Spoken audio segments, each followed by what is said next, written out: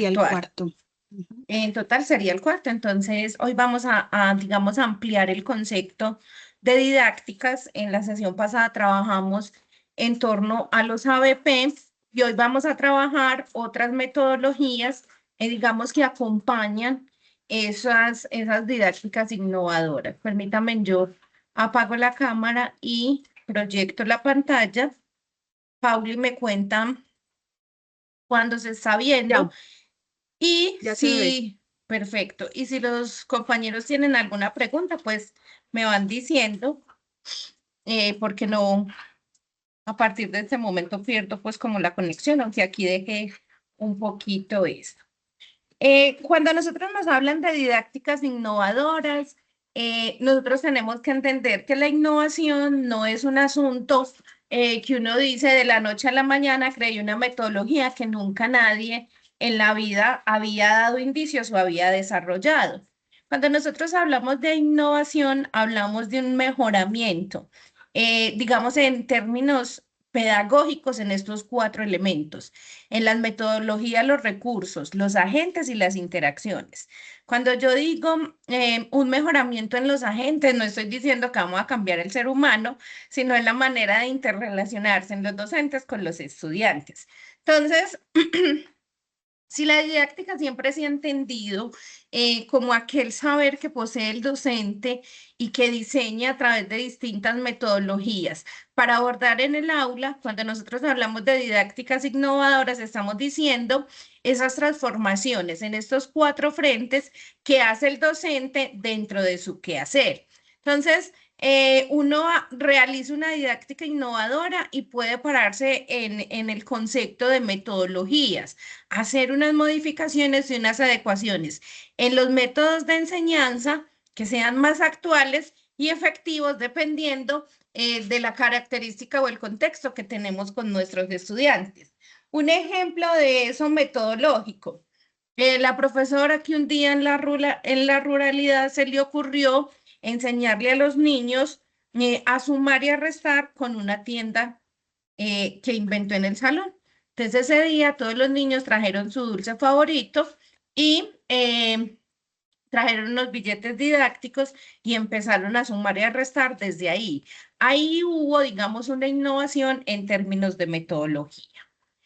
Otra de las innovaciones en términos pedagógicos que se puede dar es en torno a los recursos, y aquí los recursos no son única y exclusivamente lo que tiene que ver con las TIC, que es pues como un error que nosotros cometemos y no pensamos, digamos, que los recursos en el ámbito de la ruralidad pueden ser enriquecidos por muchos asuntos.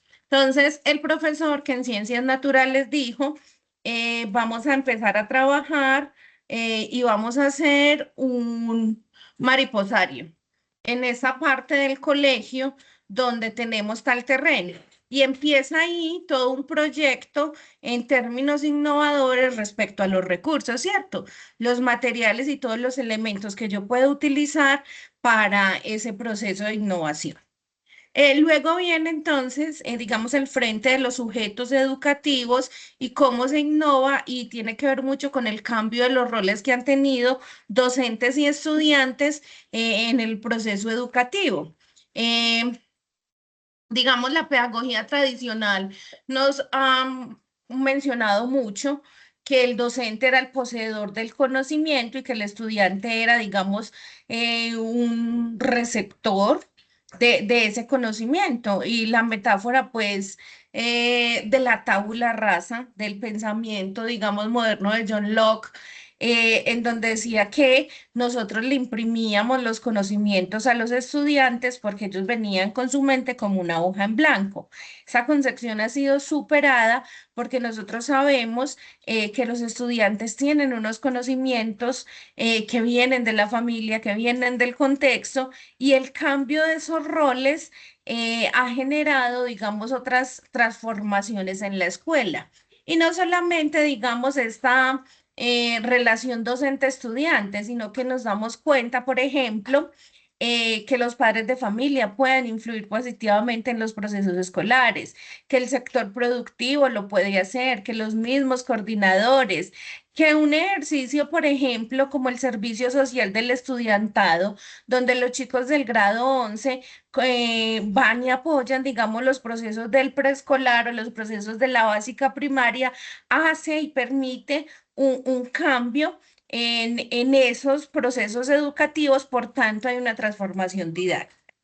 Y finalmente, todo lo que tiene que ver con las interacciones, que aquí están pues muy apalancados esos ABP que nosotros vimos en la sesión pasada y tienen que ver como con esas interacciones o la manera de relacionarse que tienen los sujetos entre ellos mismos, los sujetos educativos y con el contexto y con la comunidad. Aquí cobra mucha vigencia el aprendizaje basado en servicio, que ese aprendizaje basado en servicio lo que nos está diciendo es que el área de matemáticas, de tecnología y de ciencias naturales se unieron para hacer un proyecto que va a impactar la comunidad. Entonces, empezaron a crear, digamos, la huerta sostenible en la escuela y de esa huerta sostenible surgió el comedor comunitario. Y los mismos estudiantes empiezan a ser productores de los alimentos que van a tener los ancianos de X vereda. Entonces ahí, digamos, en esas interacciones emergen una serie de transformaciones que van a enriquecer los procesos educativos. Por tanto, cuando nosotros decimos didácticas innovadoras, estamos partiendo de la experiencia que tienen los docentes, del conocimiento y la sabiduría para transformar desde estos cuatro frentes sus procesos educativos. No sé si de esta concepción de didáctica innovadora tengan alguna pregunta, Pauli quiera complementar algo, los profes quieran hacer algún aporte. No, yo esto lo que le complementaría, ya lo hemos dicho incluso, le hemos hecho mucha fuerza a esto en los encuentros pasados, y es la importancia de que el docente conozca su contexto para que cualquiera de las metodologías que utilice sea una metodología acertada. Por más de que nosotros, pues la profe Natalia nos está proponiendo ejemplos, ahorita ponía el de la huerta, el de la tienda, el aula de clase, pero también es importante que nosotros, conociendo a nuestros estudiantes y las necesidades del contexto, vayamos pensando cuáles son los más apropiados. No porque sea un modelo exitoso para un compañero, un colega, necesariamente lo tiene que ser para mí. Perfecto. Digamos, una de las didácticas innovadoras que más se está utilizando es el aula invertida, pero el aula invertida está siendo mal utilizada porque estamos pensando que el aula invertida es mandarle tareas a la casa al estudiante y que las traiga y que nosotros realicemos la socialización, cuando realmente el aula invertida lo que nos está diciendo es provocar y motivar a los estudiantes por fuera del aula para que el aula se convierta en un espacio o en un taller de creación. Entonces, yo les digo a mis estudiantes, leas este documento que estamos en aula invertida y mañana lo socializamos en clase. Yo ahí no estoy haciendo un proceso de aula invertida porque yo no estoy provocando y estimulando, creando expectativas respecto al conocimiento, sino que le estoy poniendo una simple tarea. Entonces, hagamos un ejercicio aquí nosotros cuatro de aula invertida. Bueno, creo que ya somos cinco. Nosotros cinco de aula invertida y es lo siguiente. Cada uno se transporta de el colegio y pues nosotras de la universidad a su casa y viceversa. En ese trayecto, cuando usted va conduciendo, va montado en el bus o los que van caminando, ¿qué elementos de diversidad cultural puedo encontrar? Esa es la tarea, muchachos. Y ahí voy a empezar un ejercicio de aula invertida. Entonces los estudiantes no van a leer un documento, no solo van a ver un video, sino que van a observar su realidad. En el trayecto del colegio a la casa, ¿qué elementos naturales encuentro en mi camino? Y entonces voy a empezar un ejercicio de aula invertida con la clasificación de los seres vivos en el caso de ciencias naturales. Entonces, cuando yo coloco el ejercicio de que los estudiantes en su casa revisen contenidos y apropien de diversos medios, no es ponerles un libro de 100 hojas, no es ponerles un video de 4 horas, sino que es provocarles el conocimiento. Por ejemplo, yo les podría decir a mis estudiantes, vamos este fin de semana, van a ver las noticias con sus padres o con un adulto responsable. Ese es mi ejercicio de aula invertida. Luego, cuando lleguen, entonces yo convierto el aula en un ejercicio de experimentación y de participación. Listo, ¿qué noticias vieron? Algunos dirán, vimos Caracol, otros escuchamos por la radio, otros vimos por tu. Uno podría empezar ahí a hacer un ejercicio de clasificación de los medios de comunicación. Luego, ¿qué realidades hay presentes en el país? ¿Quiénes vieron noticias internacionales? ¿Quiénes vieron noticias nacionales? Y yo como profesor de ciencias sociales y hasta de lengua castellana podría hacer un ejercicio si quiero trabajar los medios de comunicación, si quiero desarrollar los debates, digamos, en ciencias sociales en lo que compete a las competencias ciudadanas, ¿cierto? Cuando yo tengo muy bien intencionado el ejercicio que va a ir en casa, el aula invertida cobra mucha importancia y no se convierte simplemente en un ejercicio de colocar tareas para las casas. Por ejemplo, en el área de educación artística, dibuje las emociones de 3 miembros de su familia este fin de semana y que el niño las dibuje. Miren que no es una tarea convencional, pinte 8 dibujos. No, sino que empiezo a implicar emociones, empiezo a motivar el aprendizaje y luego podría venir a la clase, convertirla en un taller como una técnica X o Y de pintura. Bueno, yo de artes no sé mucho, perdónenme en el ejemplo, pero es como para colocar el contexto de todos. Eh, Podría también decirles, por ejemplo, en artes, busquen en su casa un material reciclable con el cual quieran hacer una obra de arte. Yo ya ahí empecé a motivar el aprendizaje para que en el aula invertida se pueda dar otro proceso.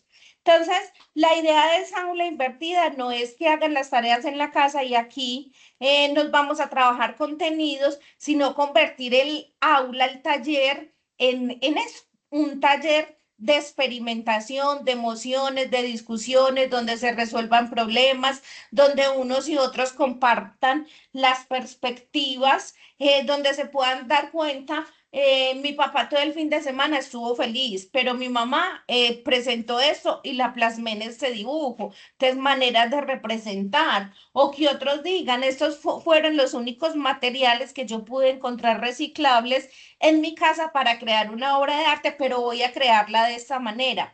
Entonces, el aula invertida lo que está invitando es a eso, a una provocación por fuera del aula para que el aula se convierta en un taller de experimentación, de discusión y de compartir conocimientos. No sé, mis profes, si tengan de esta metodología alguna pregunta o algún aporte.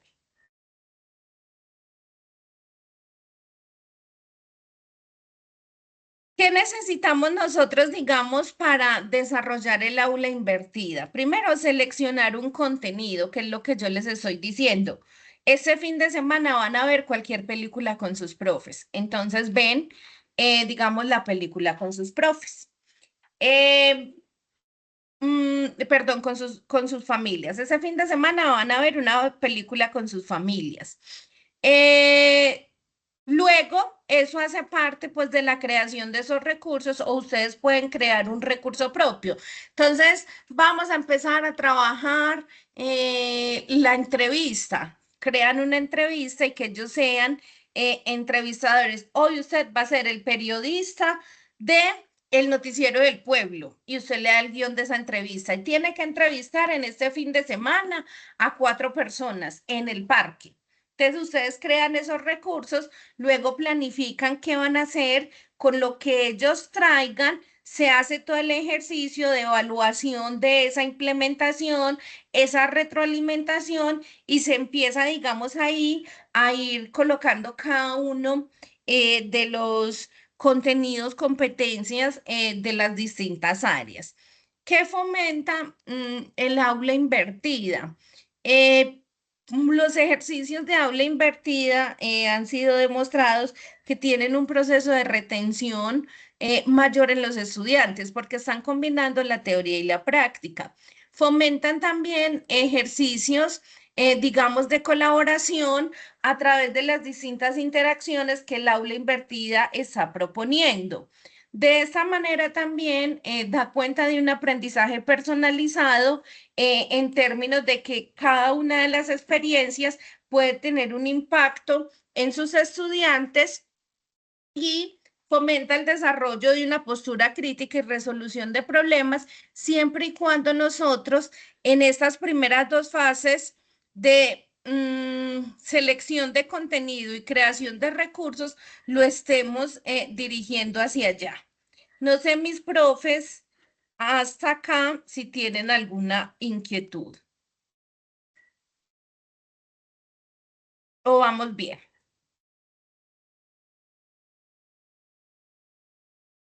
Seguimos.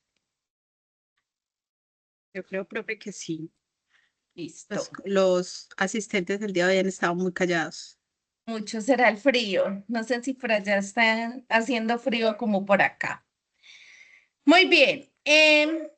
Hay dos ejercicios que yo creo que los tengo acá junticos, que son gamificación y ludificación en torno a las didácticas innovadoras. Natalia, ¿cuál será la principal diferencia entre ludificación y gamificación? Enseguidita se las voy a presentar.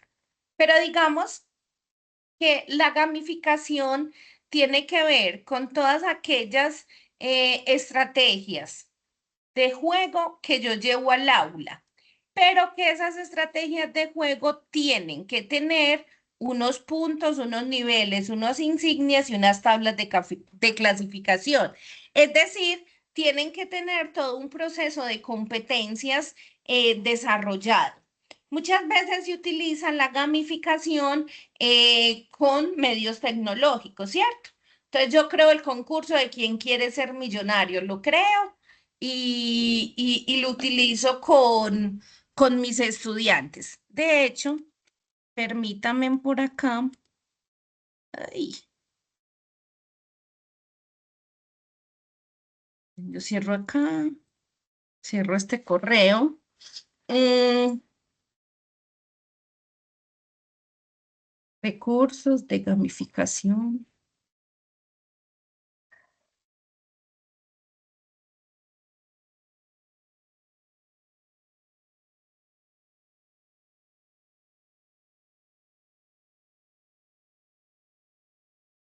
Ah, no, pero este es un diploma. Digamos acá en este sitio web que se llama La Educación 3.0, nosotros vamos a encontrar, se los voy a poner acá, vamos a encontrar muchos recursos para, digamos, crear estrategias de gamificación con nuestros estudiantes, ¿cierto? Que podrían, pues, ustedes empezar a profundizar y todo lo demás. Esta es súper buena.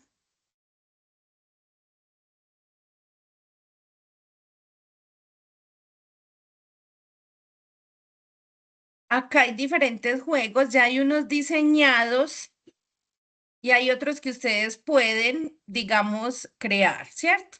Entonces, punto de línea o la ruleta, pues, que llamamos nosotros acá en Colombia.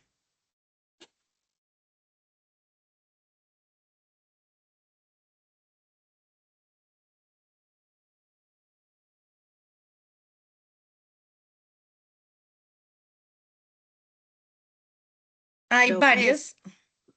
perdona a ti, profe, la profe Natalia les ha compartido el enlace por el chat, pero como yo sé que varios de ustedes no lo ven, ya le pedí el favor al profesor Luis que se los mande a los grupos de WhatsApp. ¿Listo? Para que lo tengan también a la mano.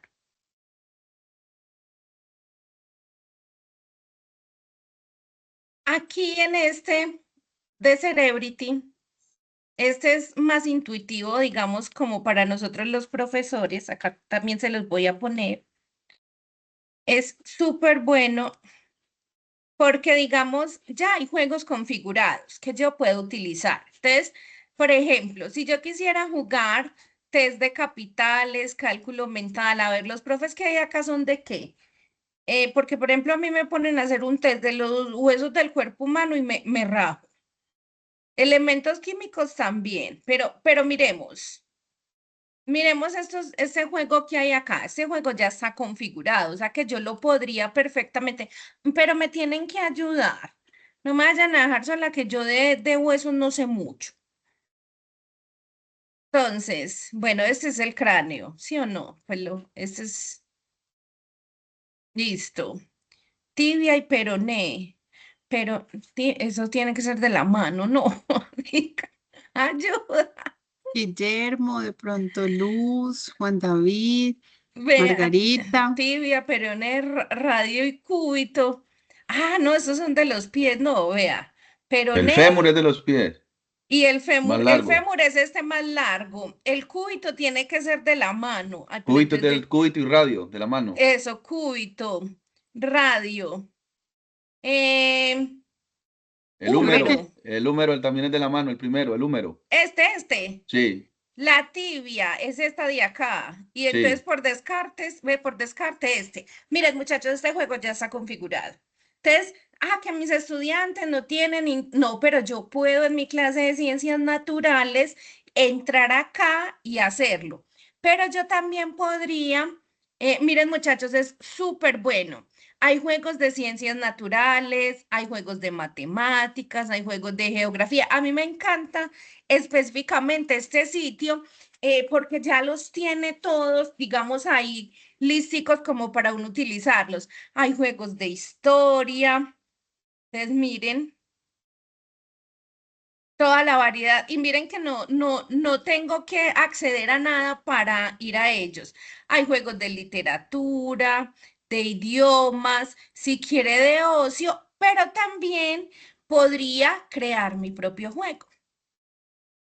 Y mi propio juego yo lo puedo crear como un test, mapa de mundo, busca la palabra correcta, carrusel de preguntas, encuentra la imagen, lista en blanco, palabras secretas, eh, pongamos este tipo de test, pues que es el más básico. Aquí sí habría que iniciar sesión. Aquí habría que iniciar sesión. Ay, pero déjame que yo ya.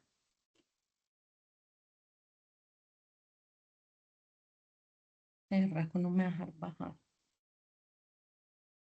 Bueno, no me deja, pero ustedes se registran acá y ya pueden ahí pues como crear esos juegos. Bueno, hay muchos que ustedes pueden crear. Digamos, por ejemplo, Kahoot es muy bueno, pero ya está cobrando por estos procesos. Pero si ustedes pueden también ingresar a Canva.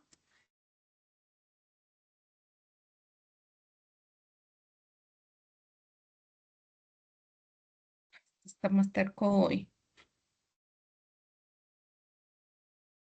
Buscar Es, plantillas. es por el frío. Y acá están las plantillas, por ejemplo, en Canva, y yo las puedo editar.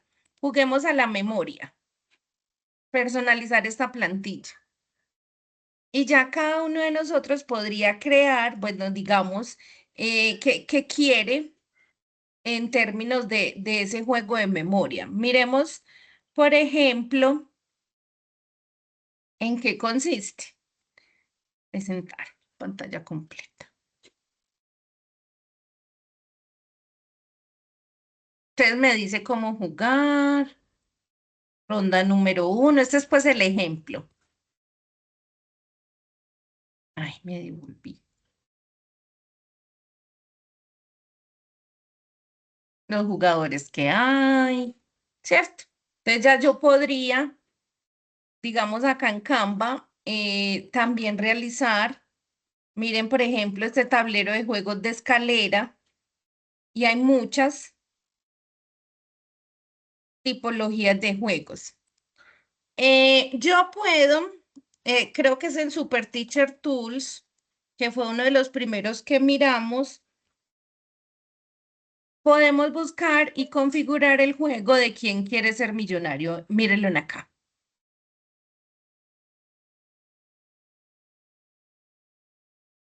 Y yo puedo, digamos,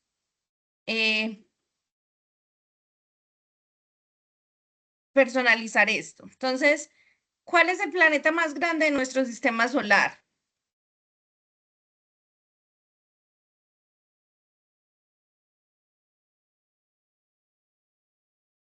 Júpiter. Mire, me pregunta. Esperen, ya les dejo de compartir y les vuelvo y les comparto con sonido. Porque este es súper bueno. Entonces, ¿quiénes dicen que Júpiter, Saturno, Marte o Venus? O le pedimos pregunta al Júpiter, público. Júpiter. Deje a Júpiter. Júpiter. Listo, respuesta correcta. ¿Qué animal es conocido por sus rayas blancas y negras? Digamos que no sabemos, que nos dé un 50-50 y él no lo borra, ¿cierto? ¿Estás seguro? Muy bien. Ahora, ¿cuántas patas tiene una araña? Preguntémosle al público. El público en la mayoría dice que la C, o sea, 8. Listo. Y lo último es, pues no se puede llamar a un amigo. Entonces el amigo contestó que Australia. Listo. Entonces yo puedo perfectamente, digamos, me voy a devolver en Super Teacher Tools, coger y crear mi propio ¿Quién quiere ser millonario?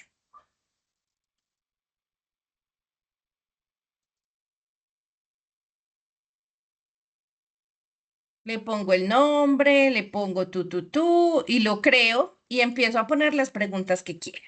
Digamos que esos ejercicios en términos de didácticas innovadoras se llaman ejercicios gamificados, porque yo tendría que establecer unos premios, unas puntuaciones, un asunto a trabajar con mis estudiantes para poder llevar a eso, tener una competición y todo lo demás.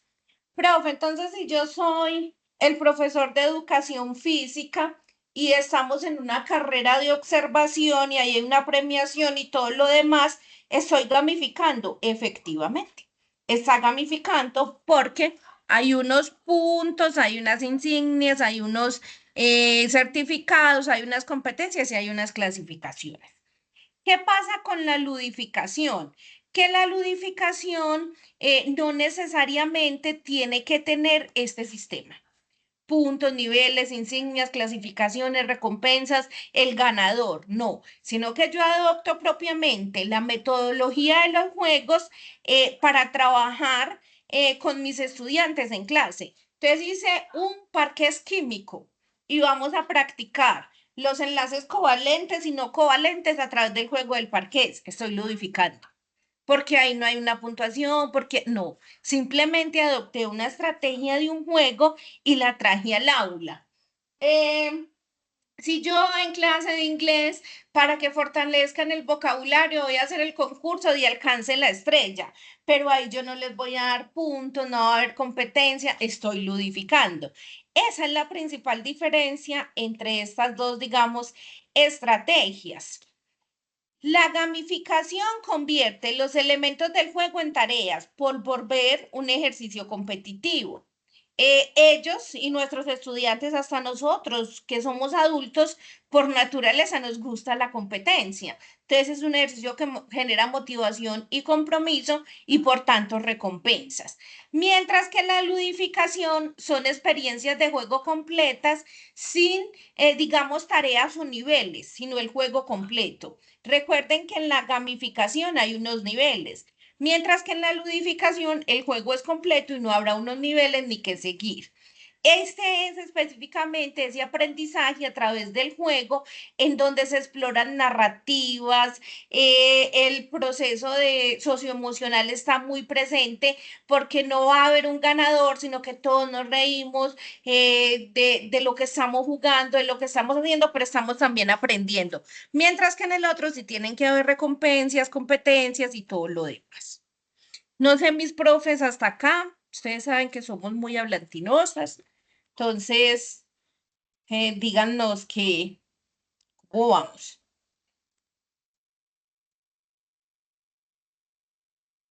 Este, muchachos, que es el aprendizaje basado en servicios, era el que yo les estaba mencionando. Y este se llama, o bueno, lo abrevian como el ABS. Ese aprendizaje basado en servicios es como yo, Natalia, como profesora de filosofía en la vereda X de el municipio de Santa Fe de Antioquia, voy a motivar a mis estudiantes en clase de filosofía para que desarrollen un proyecto comunitario. Entonces, yo vivo en X vereda. Y en X vereda está poblado por personas adultos mayores. Esos adultos mayores nunca aprendieron a leer, pero les encanta conversar y tener cómo debatir con otras personas de hechos o cosas históricas. Entonces yo voy a generar mi aprendizaje basado en servicio en lectura para adultos a través de la filosofía y la literatura. Y voy a generar un proyecto con los muchachos. Y en mis clases de filosofía vamos a salir a las casas cerca de la vereda y vamos a empezarles a leer fragmentos filosóficos a los adultos mayores y vamos a hacer unos debates. Y se me ocurre que un día cualquiera vamos a escenificar el ágora ateniense y vamos a traer después de ese proceso a esos adultos. Ahí yo hice un aprendizaje basado en servicios. Natalia, ¿por qué basado en servicios? Pues porque a lo mejor esos adultos mayores todo el día están solos, no saben leer, no saben escribir y yo ya soy, digamos, desde mi clase de filosofía haciendo una alfabetización digital. Aprendizaje basado en servicios en ciencias naturales. Entonces, la quebrada que está cerca de Tututú tiene tal dificultades y yo monto con la comunidad todo un proyecto y mis estudiantes van a empezar, digamos, a hacer esa colaboración con la comunidad. Saco el saber de las fronteras de la escuela, de los muros que tenemos en la escuela y los llevo a la comunidad. Ese es el aprendizaje basado en servicio. ¿Qué implica ese aprendizaje basado en servicios? ¿Cierto? Fomenta la investigación en los estudiantes porque el punto de partida, digamos que para el enlace de este proyecto, yo les voy a decir, vengan, ¿cuál es la principal problemática que tiene nuestra comunidad en este momento? Este aprendizaje basado en servicios se puede convertir en proyectos voluntariados. Muchos de los estudiantes, muchos de los jóvenes que hoy están en el mundo como voluntarios en muchos aspectos, algún día en la escuela trabajaron un aprendizaje basado en servicio.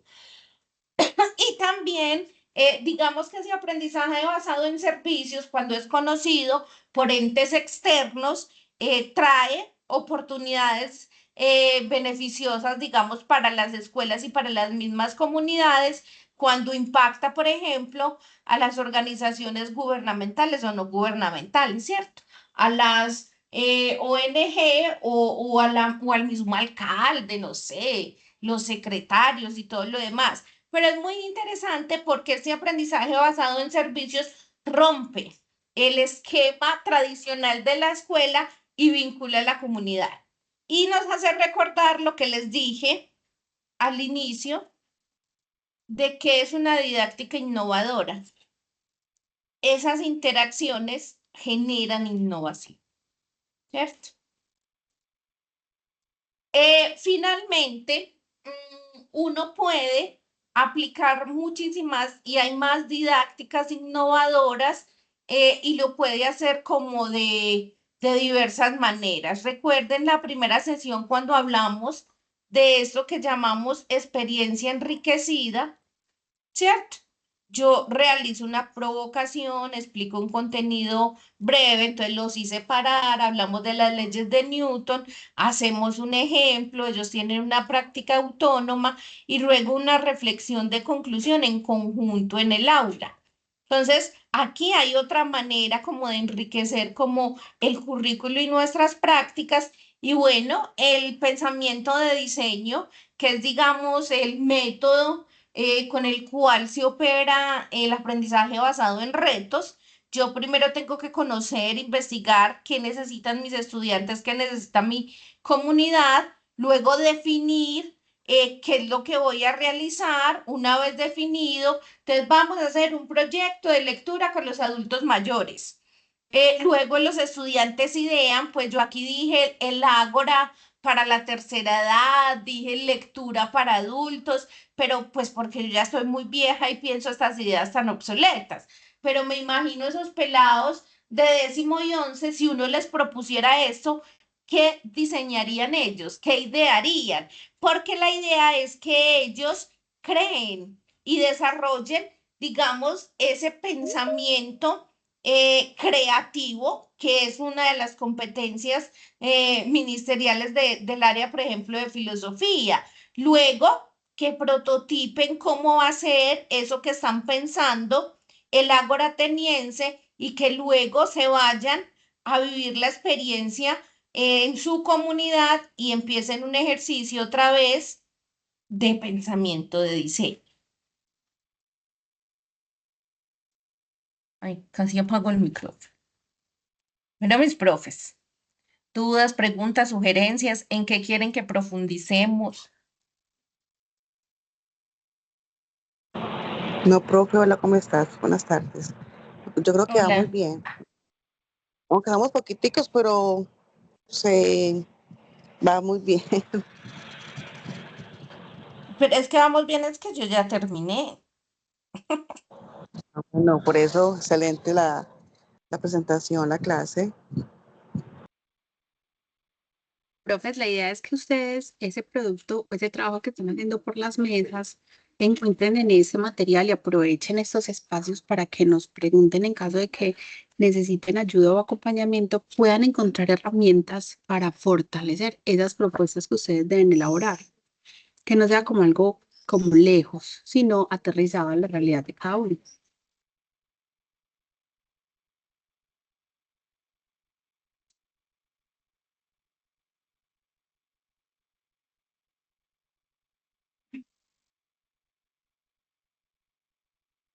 No sé, Nati, si algo tienes para agregar, No, yo,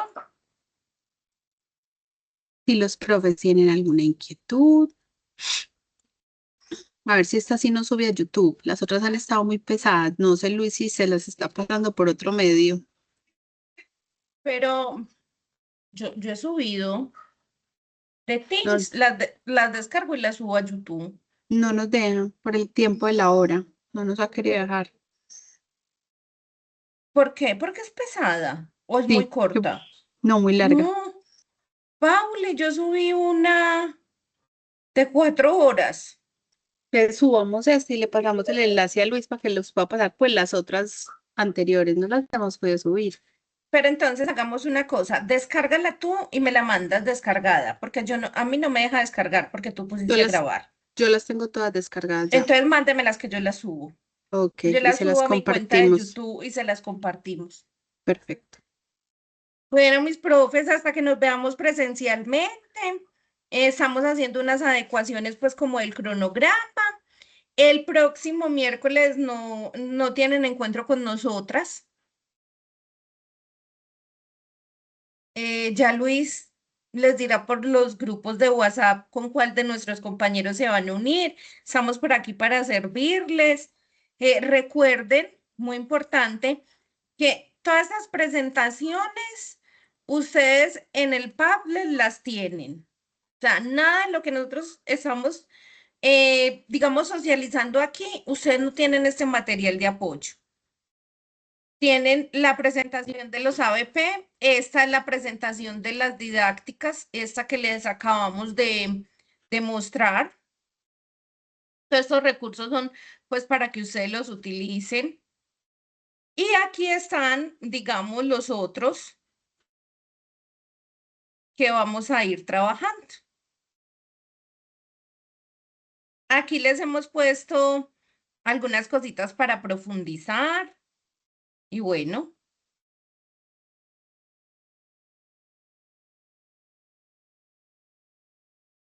No, muchas gracias, pero muchas gracias. Que de pronto somos poquitos porque muchos están llenos de las actividades. Por ejemplo, los del Arturo hoy tienen una actividad del Día de la Familia, entonces están todos los profes en pro de organización. Creo que también algunos del San Luis Gonzaga también tienen actividades de institucionales, del IAUR también. Entonces esa semana está un poquito complicado para ellos de pronto reunirse. Pues yo no soy de alguna institución, pero trabajo con la Secretaría de Educación, entonces yo estoy aquí pendiente de quiénes están. Entonces, por eso, sí, entonces a algunos profesores les ha dificultado como ese ingreso de hoy por diferentes actividades que tienen el día de hoy. Luz Eliana, y tengo otra pregunta a propósito. La próxima semana es la Semana de Desarrollo Institucional, ¿cierto? Los chicos salen el viernes al receso de octubre. Sí, ¿Consideran ustedes pertinente que la próxima semana sí hayan este tipo de encuentros, sabiendo que de pronto en las instituciones tienen algunas otras actividades? Pues no sé no, si han contemplado eso. yo hablo contigo porque Esperemos que a Liliana no sé, pues yo hablo contigo porque tienen algunas actividades, pues comento yo hablo con mi jefa y ya con Luis ya coordinan eso, de pronto la harán presencial o virtual, no sé, ya hay que hablar con ella. Eliana, adelante. Bueno, Eliana, adelante. buenas tardes, profes, ¿cómo están? Espero que estén muy bien. Gracias, Yo pues igual. apenas ahorita me metí. Sí, Gracias, hemos igual. estado como muy ocupaditos, pues como con muchas cosas, pues muchos quehaceres. De igual aquí en el campo está lloviendo bastante, entonces, y hoy tronó demasiado. Entonces, además que los que hemos estado en el campo por este lado, más que no por eso no se habían conectado, porque ustedes saben que acá en el campo sí es muy peligroso no estar conectado, pues cuando están esos truenos y lloviendo tan fuerte. Eh, si Dios quiere, en la semana institucional, varios compañeros van a estar en lo de los juegos, que van a ver por tu salud actívate, pues que es en Urabá, en Turbo, las actividades que tienen algunos directores o algunos rectores. Por ejemplo, nuestro rector ya nos tiene pues como preparado a nosotros la semana. En esa semana vamos a estar prácticamente trabajando. El miércoles va a haber un foro educativo donde también nos inscribimos para estar. Y el miércoles nos van a dar el día de trabajo en casa. Entonces tampoco estamos allá. Y el viernes es el día de la familia. Entonces creo que esa semana sí queda como bastante complicadito. Ya tendría que ser que de pronto fuera el lunes o martes. Y lo que les digo yo a ustedes es que no todo el mundo va a estar, porque la mayoría va a estar en esos juegos, sobre todo los profes que ya llegan a los 40 años, la mayoría se van para esos juegos en el Urabá. Entonces, profe, no creo pues que hayamos mucho para acabar de usar. Hay unas capacitaciones de 3 días en Medellín, día a día, entonces también van a haber unos que van a estar esos 3 días, lunes, martes y miércoles, y ya esos otros 2 días que ya son pues ya prácticamente trabajo en casa y el día de la familia viernes. No, perfecto. Entonces creo Nosotros que le... sí. No, perfecto. Nosotros leo. No sé por qué tengo retorno. No sé por qué tengo retorno. Hola. No, Natalia y María Paula, igualmente yo le comento eso a la jefa, a Juliana, y ya ellos ya organizan, ellos son ya los que ya dicen ya la última palabra, digo yo, ya ellos Sí, mirarán, si no. Sí, no hay ningún problema, tranquila. Igual el calendario, como nosotros no tenemos semana de receso, no se preocupen, organicen ustedes, conversan con Luis y ya nos cuentan. No habría ningún problema. Bueno, profes, Sí, mi ya Dios los sería pague. Ufes, mi Dios lo les que diga pague. Liana, sí, esperar que la Secretaría de Educación pues como defina esos 3 días, sobre todo que habemos algunos docentes, porque sí, la mayoría no van a estar.